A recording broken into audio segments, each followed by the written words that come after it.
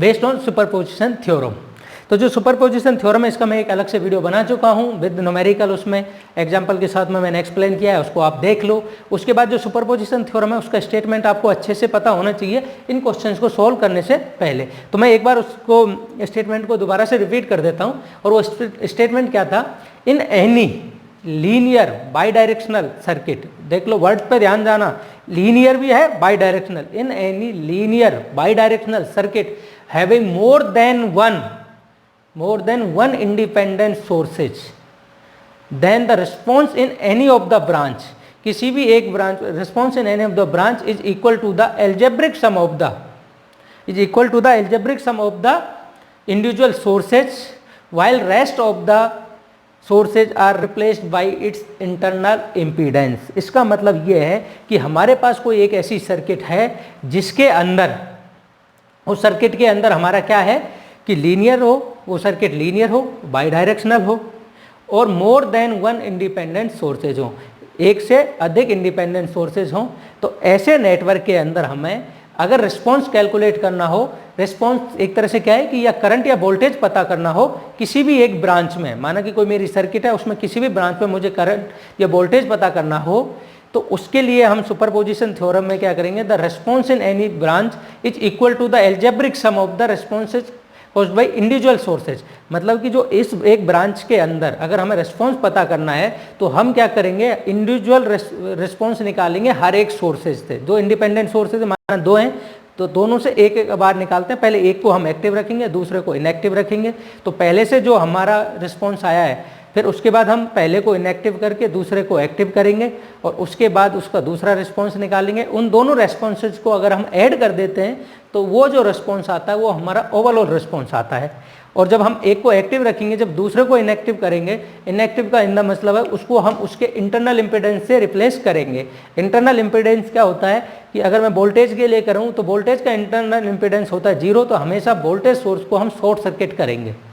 और current sources का internal impedance बहुत इनफाइनाइट होता है, एक तरह से हाई होता है, तो इसलिए हम उसमें करंट सोर्स को हम ऑलवेज क्या करेंगे, ओपन सर्किट। वोल्टेज सोर्स को हमेशा शॉर्ट सर्किट करेंगे, करंट सोर्स को मैंने पूरा वीडियो में अच्छे से एक्सप्लेन कर रखा है कि भाई सुपरपोजिशन थ्योरम को किस तरह से सोल्व करते हैं। अब देखो, अब हम क्वेश्चंस को सोल्व करते हैं। पहली बात, मेरा लीनियर और बाई डायरेक्शनल।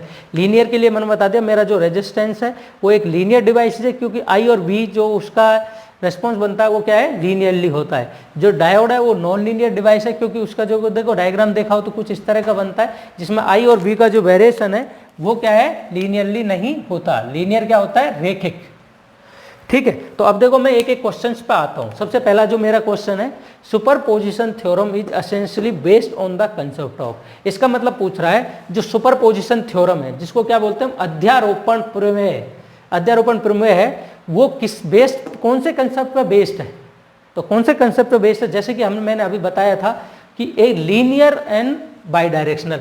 तो देखो रेसिप्रोसिटी बोला था, नहीं बोला। ड्यूअलिटी बोला था, नहीं बोला था। नॉन लीनियरिटी बोला था, नहीं बोला था। मैंने क्या बोला था, लीनियर। तो लीनियर, इसका मतलब इसमें हमारा आंसर क्या आएगा, लीनियर। तो हमारी जो सुपरपोजिशन थ्योरम है वो लीनियरिटी कंसेप्ट पर बेस्ड होती है। सुपरपोजिशन थ्योरम हमारी जो किस कंसेप्ट पर बेस्ड होती है, लीनियरिटी। ठीक है, पहला क्वेश्चन क्लियर होगा। दूसरा क्या है, superposition theorem is not applicable for network containing. देखो कुछ एग्जामिनर्स क्या करते हैं कि बहुत चालाकी करते हैं और वो छोटा सा नोट लिख देते हैं। क्या कर देते हैं, छोटा सा नोट जो हमें उस वक्त दिखता नहीं है। अगर आपको किसी भी क्वेश्चन में अगर नोट लिखा हुआ है, अगर ऑब्जेक्टिव क्वेश्चन में, तो पहले ही कान खड़े हो जाने चाहिए और नोट पर हमेशा गोला कर देना चाहिए, जिससे कि आपको कोई कंफ्यूजन नहीं हो। अब इसमें ये नॉर्मल नहीं पूछ रहा, इसमें आप पूछ रहा है note. Superposition theorem is not applicable to the network containing. मतलब सुपरपोजिशन थ्योरम कैसे नेटवर्क में एप्लीकेबल नहीं होती है। पहला क्वेश्चन था कि कौन सा कंसेप्ट मतलब एक तरह से एप्लीकेबल है, दूसरे में पूछ रहा है नहीं होती है। तो दूसरे में देखो हमारे पास 4 ऑप्शन है, non linear element, dependent voltage sources, dependent current sources and transformer. तो देखो हमारे क्या है, मैंने कहा था नॉन लीनियर इंडिपेंडेंट सोर्सेज, पर उसमें डिपेंडेंट सोर्सेज हो सकते हैं, पर नॉन लीनियर हमारे मोर देन 1 होना चाहिए। बट अब इसमें जैसे मैंने बताया था कि लीनियर, मैंने स्पेशली बोला था लीनियर, तो नॉन लीनियर का मैंने जिक्र नहीं किया। तो नॉट एप्लीकेबल मतलब नॉन लीनियर के लिए ये एप्लीकेबल नहीं होगी। Superposition theorem is not applicable for non linear elements.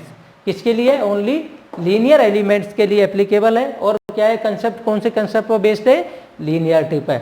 अगर क्वेश्चन नंबर 3 को हम डिस्कस करते हैं, superposition theorem is not applicable for, दोबारा से आ गया नॉट एप्लीकेबल, मतलब किसके लिए? सुपरपोजिशन थ्योरम किसके लिए एप्लीकेबल नहीं है? किसके लिए एप्लीकेबल नहीं है? तो उसके लिए हमें क्या करना है, कुछ क्वेश्चंस को देखना है। तो जैसे देखो किस किस के लिए? वोल्टेज कैलकुलेशन के लिए, बाइलेटरल एलिमेंट्स के लिए, पावर कैलकुलेशन के लिए, पैसिव एलिमेंट्स के लिए।